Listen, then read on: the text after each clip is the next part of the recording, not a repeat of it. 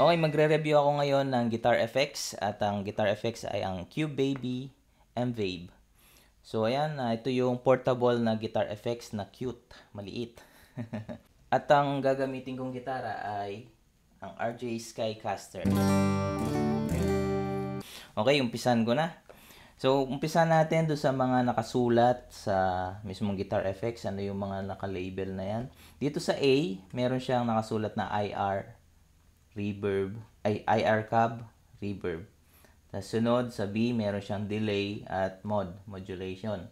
So, sunod naman dito sa C, ay meron siyang tone and amp. So, itong mga knobs naman dito sa taas, meron siyang volume, tapos merong IR cab.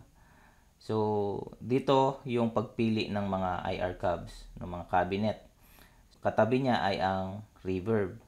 So, sunod ay ang control ng delay at modulation. So, itong mix, feedback, time, tsaka itong modulation. So, sunod naman ay merong tone, gain, and type. So, itong type, ito yung type of amp. Meron tayong preamps dito. Ito yung control nitong C, itong tatlo dito. Itong tone, gain, at type. So, ayan. O nga pala, mabalik lang tayo, papakita ko kung paano siya, ano yung lumalabas pagka inon mo. So, pagka inon mo, iilaw, tapos tutunog agad dahil nag-on agad itong una. Pero ito, hindi ito yung mismong function niya. Kasi nakasulat dito IR cab and reverb. Pero ang tunog nito ay ibig sabihin, meron siyang nakaset agad na built-in distortion.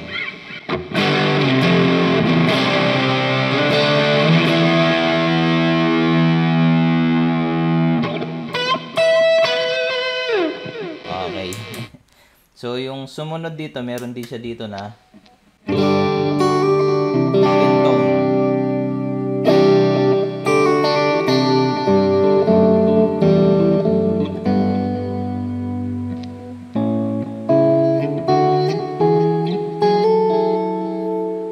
So, sunod. May tone ulit. Pero parang tunog acoustic guitar,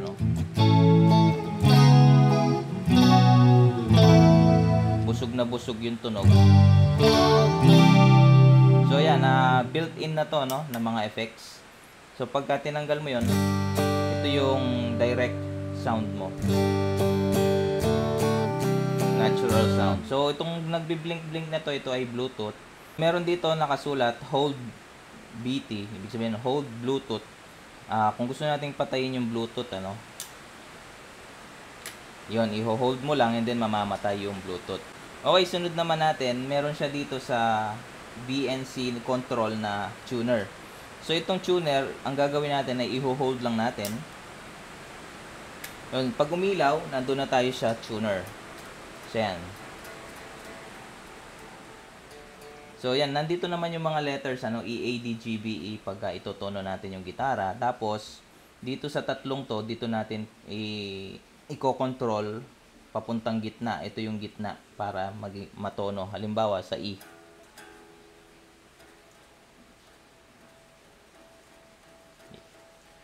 Yan. Yan, okay? So, yan.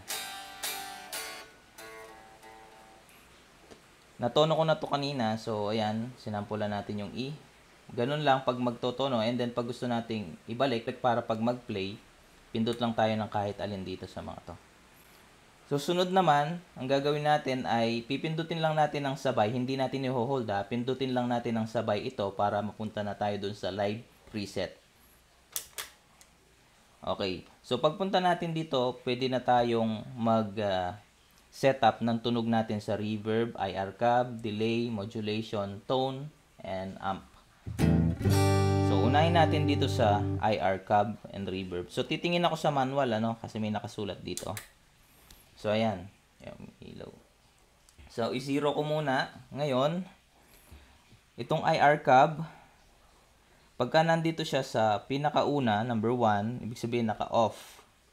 Wala kang cab, walang cabinet. Ibig sabihin direct ka kung anong amp yung gamit mo. Yan. Kasi itong volume, nilalagay ko lang sa medyo kalahati, ano? Sa 12 o'clock. Okay, dito sa IR cab ay meron siyang nakasulat dito na siyam. Ay hindi, 8 IR cab. Dahil yung 1 ay ito yung naka-off. Ibig sabihin, kung ano yung speaker mo na gamit, yun yung tutunog. Halimbawa, yan. So, punta natin sa number 2. Ang number 2 ay, pangalan niya is line 6 beta.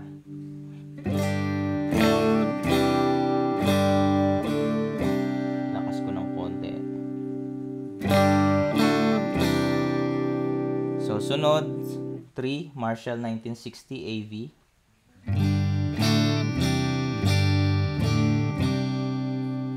Then sunod, Marshall 1960 A T75 LA610.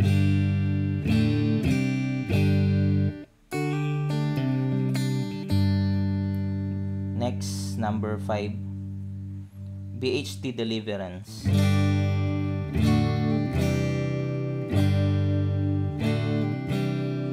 Sunod naman, Soldano.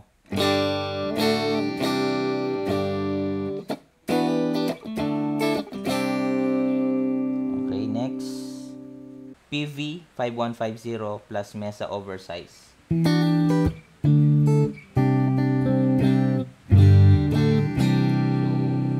madagundong yung tunog. Next, number 8 natin na IR cab ay JSX KT77 plus Mesa, ano to, Stiletto AKG C1000. Haba ng pangalan. Ito parang compress yung tunog.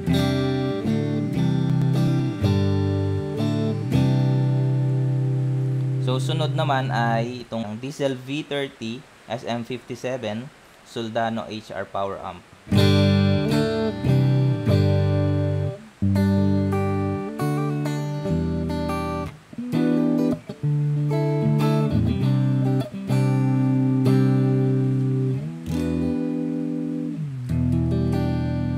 Yun. So ayun yung 8 IR cab. Sunod naman ay itong reverb.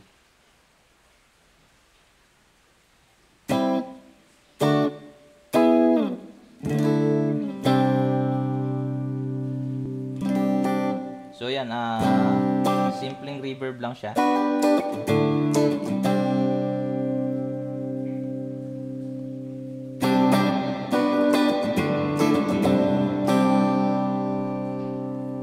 Yan. Okay, so yun yung sa A, ang ating IR cabs and reverb. So ngayon, sunod naman itong B, delay modulation. So, ayan. Pinag-aralan ko na ito ng konti kanina. So, i-zero natin, ano?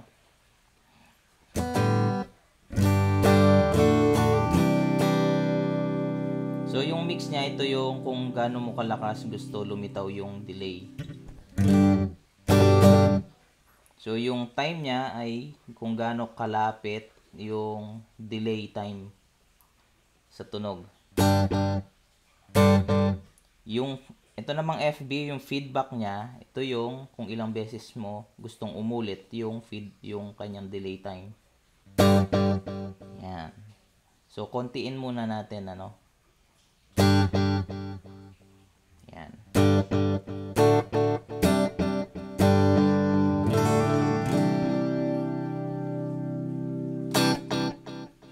So, ayan. Tignan natin yung tunog ng mga sagad, ano? Isasagad ko yung delay time, isasagad ko rin yung feedback.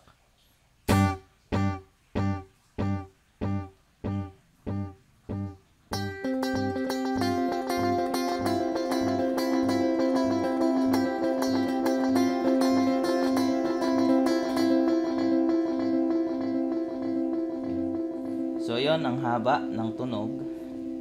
Ayos tong delay.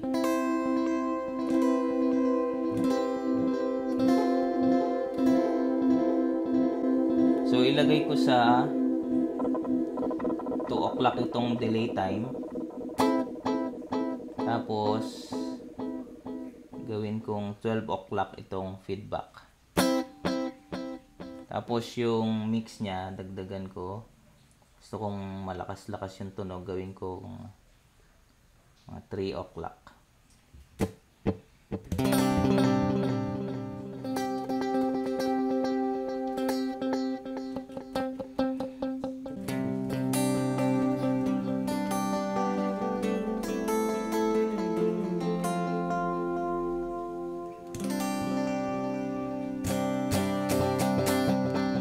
So, ayan.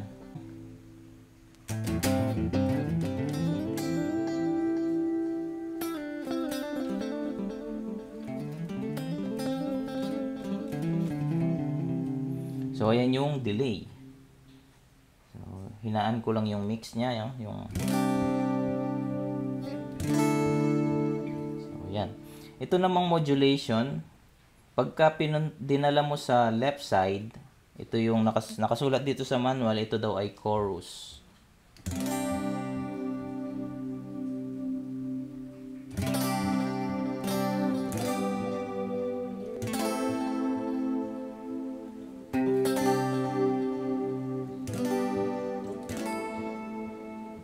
So, yung control niya ay from right, so 12 o'clock ng right to left, yung control niya ay kung gusto mong dagdagan yung pagka-chorus, pupunta ka ng pababa sa left.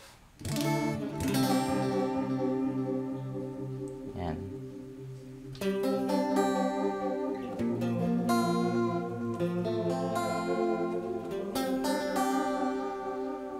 So, yung isa naman, yung papunta naman ng right ay phaser.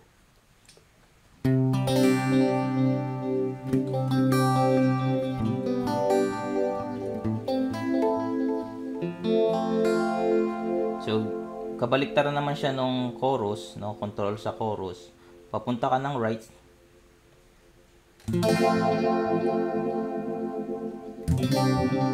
Kung gusto mo nung ma-phaser.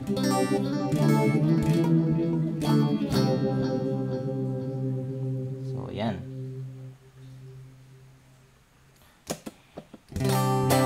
Okay, so ayan ang delay and modulation.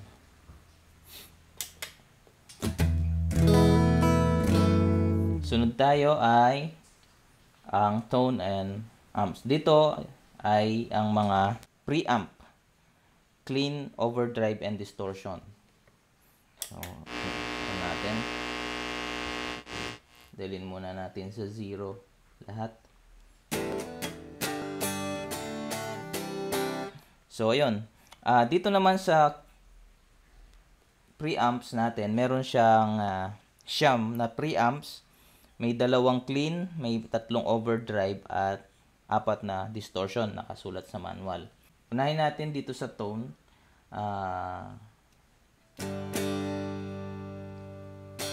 So, walang control ang tone kapag ka yan, pagka hindi naka-gain. Ang tone ay ang bass and treble. So, pagka inatras mo, magiging siyang ma-bass ang sound.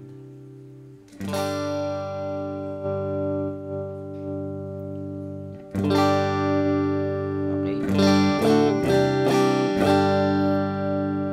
Yan. Pag dinala mo naman papunta sa right side, yan, inipis yung tunog.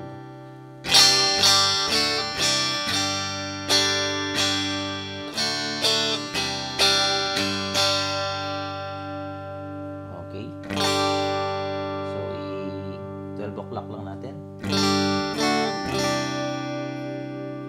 So, itong gain, gawin ko rin 12 o'clock. So, punta na tayo sa mga presets. Ano?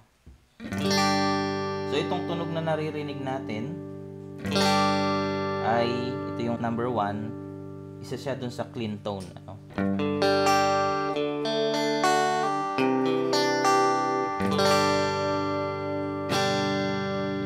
number 2 ay US Gold clean tone din to, 100 clean. US Gold 100 clean.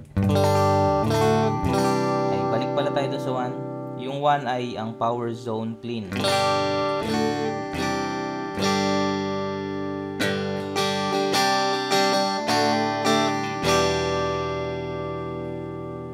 Yung 2, US Gold 100 clean. So ito ma-base yung tunog ng preamp na ito. So kontrolin na lang natin sa tone, halimbawa. Yan. Gusto kong medyo ma-treble. Yan, balik ko sa gitna ulit.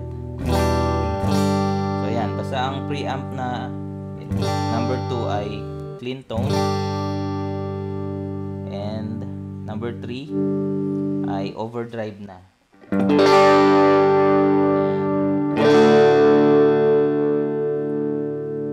Hinaan ko yung volume. So yan, overdrive na yung number 3. Ang pangalan niya ay two-tone choral overdrive.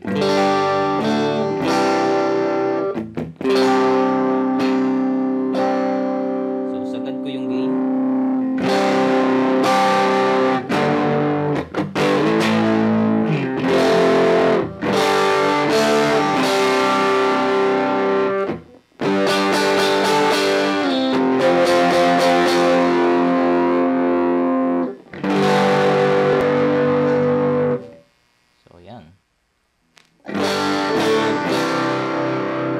So, sunod, number 4 ay Dr. 3B. Overdrive din siya.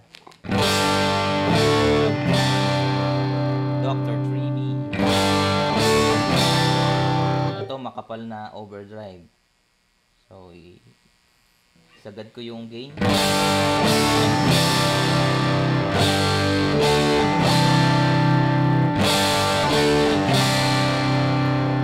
Ayan, balik ko sa 12 o'clock.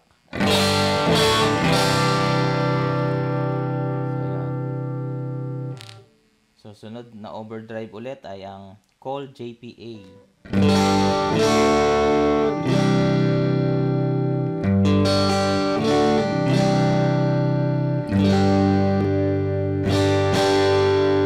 Okay, sagad ko ulit yung gain.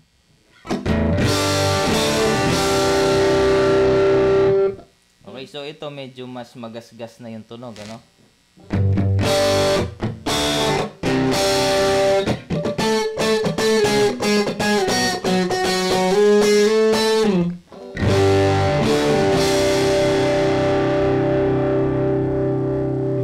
So, sunod ay, balik ko muna sa 12 tong gain. 12 o'clock. Okay, sunod ay mga distortions na, no? Unang distortion dito ay yung Day Tripper OD. OD, ibig sabihin, pwede ring overdrive to. So, magasgas na siya. Magasgas na yung tunog. So, tingnan ko, bawasan ko pa yung gain. Okay, kaya OD yung pangalan niya, ibig sabihin, pwede siyang maging overdrive.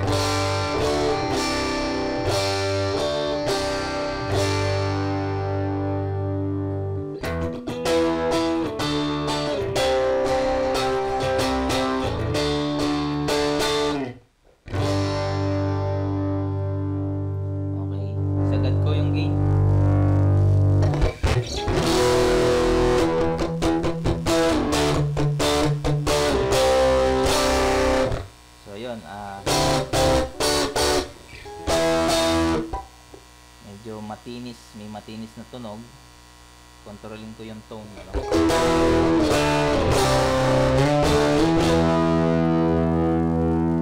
Lagyan ko ng bass.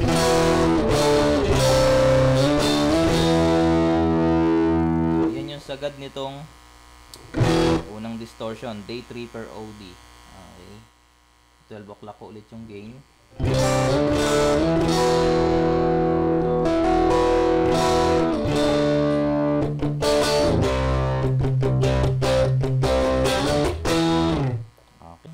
Next tayo ay isa pang distortions, itong shit cow distortion. Ay.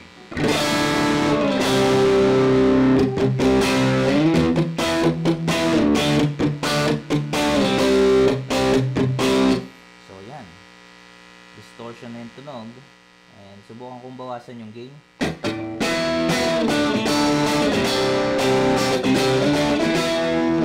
So yun, magasgas pa rin kahit binawasan na yung gain. Sabihin distortion talaga to. So sagad ko naman.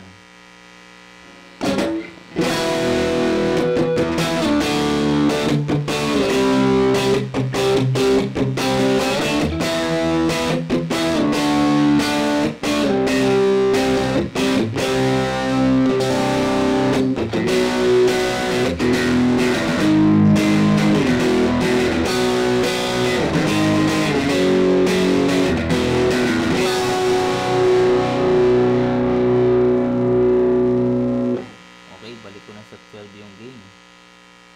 Next ay isa pang distortion ay ang Wah-Stone Choral Overdrive. So ibig sabihin distortion overdrive siya.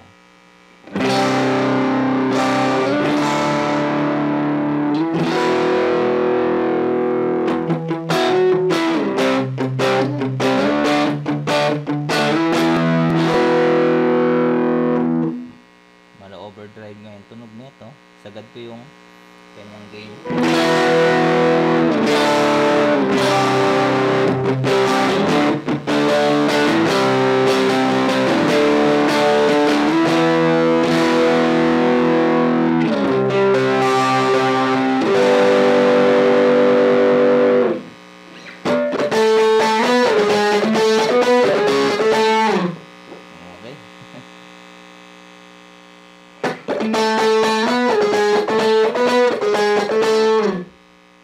So yan, binalik ko yung gain sa 12 o'clock.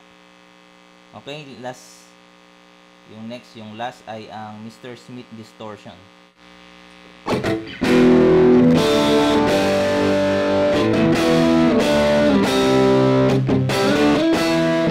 So mukhang ito yung pinakamagasgas na distortion, ano?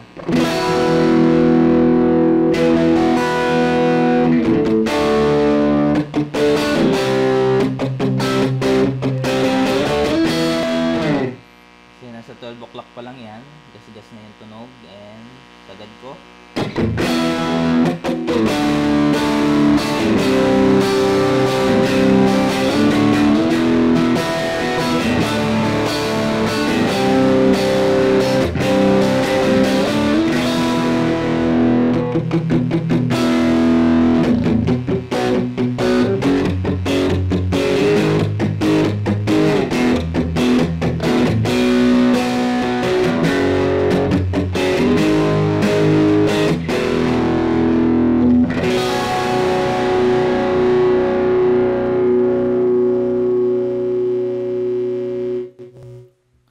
Okay, so ayun yung mga preamps.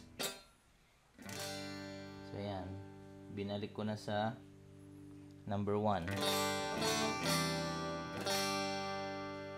Okay, pagsamasamahin ko naman, ano, subukan natin. Maglagay ako ng cab.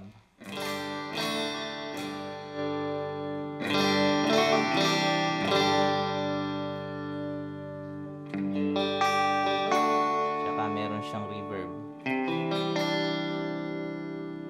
Lagyan ko ng delay.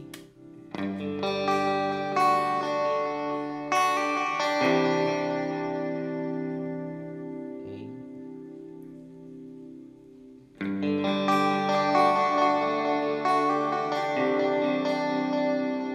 So lagyan ko ng chorus, ano?